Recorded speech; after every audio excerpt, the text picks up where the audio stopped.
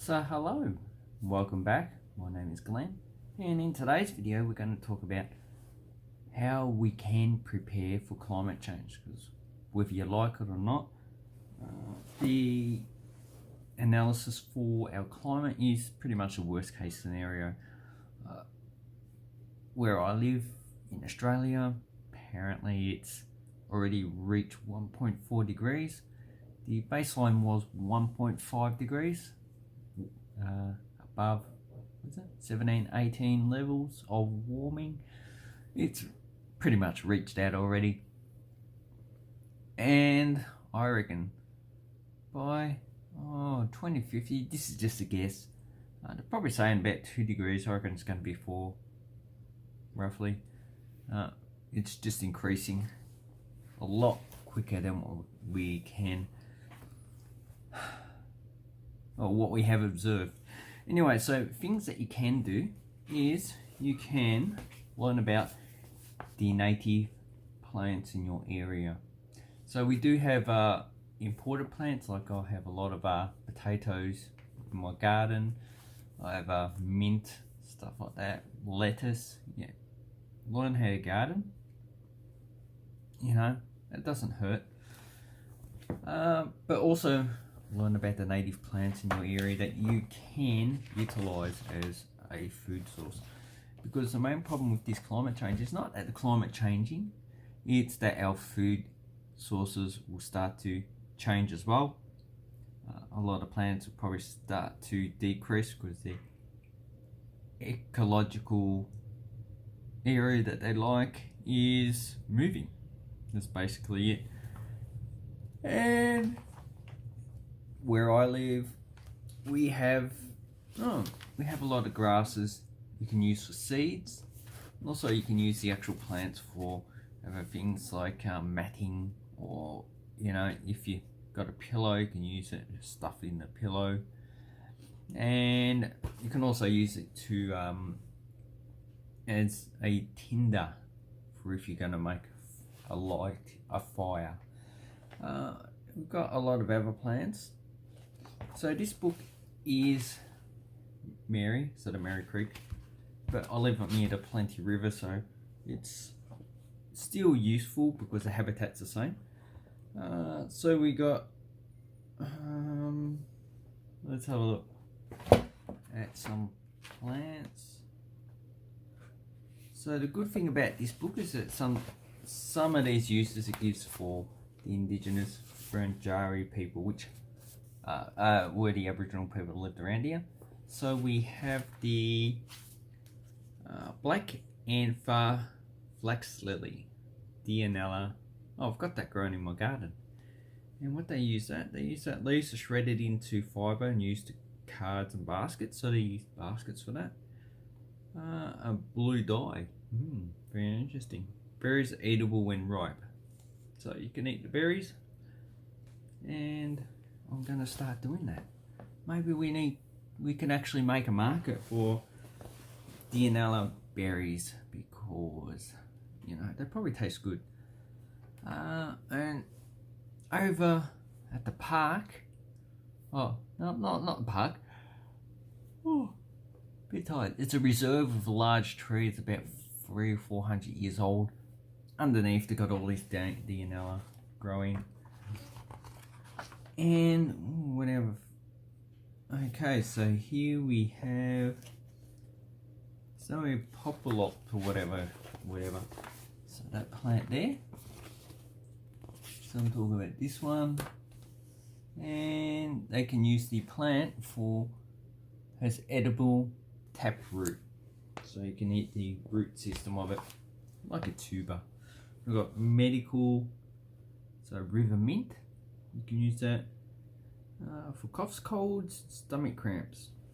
So maybe the scientists can actually get into that and see what is the medical benefit of that. Okay. How about trees? Oh, we also have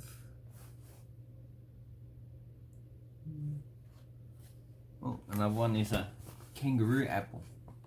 So I've eaten this in the past. You can eat the fruit when it's red or orange. When it's green, it's poisonous, but it doesn't taste that good. It's related to the tomato. And we have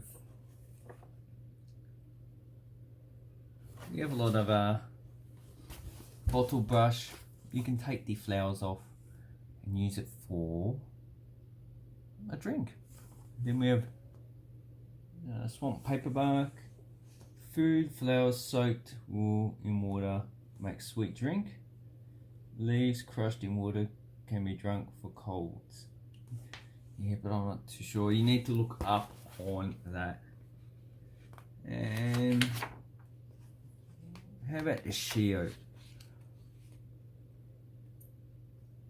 Okay, so we got the wattle, where the gum is edible when it's fresh. So that's the sap. You know, it fossilizes into amber. Amber is very interesting, and you can make a sweet drink of it. Okay. Wood use for clubs, shields, boomerangs. So I don't think that society is going to collapse a lot.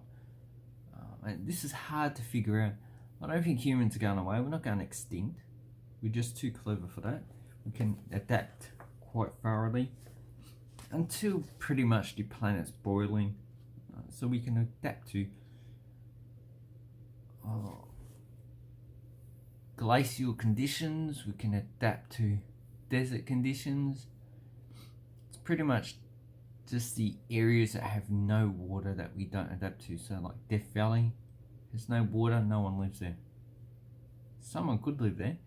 Antarctica, there's an agreement that people don't go and move there. But if you look at Greenland, we look at northern Canada and Siberia, humans can move into those conditions. Okay, so shea oak, food, leaves in young cones, chewed raw to alleviate thirst.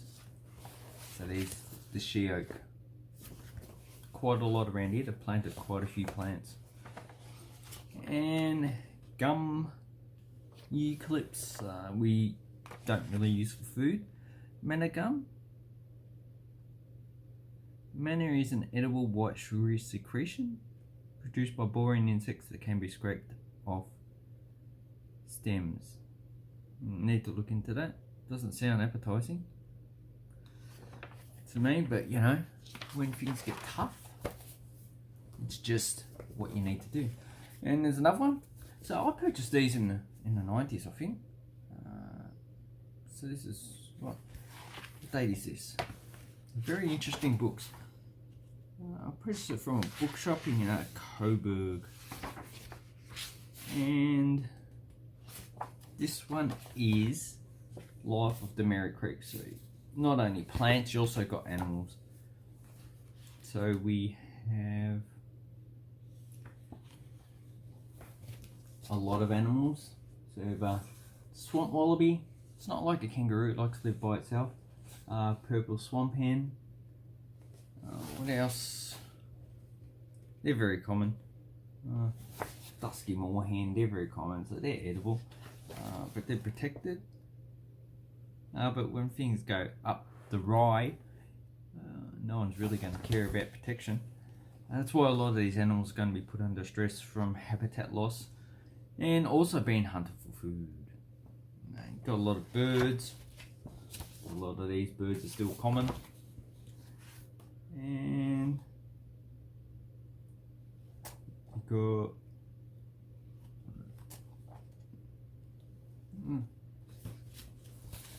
got more snakes and frogs. Frogs delicious. Just joking, I've never eaten frog. Anyway, so that is what you can do because of this situation. Now, we're going to make it better. Yeah, we're probably going to make it better, but it's probably going to be a bit late before we can do that. So hopefully, with this channel, we can come up with solutions on how we as a society can come together to adapt to this situation as it evolves. We need pre-planning, because if we just go along with it and try and adapt that way, a lot of people are going to be, well, they're going to die. Anyway, thank you very much, and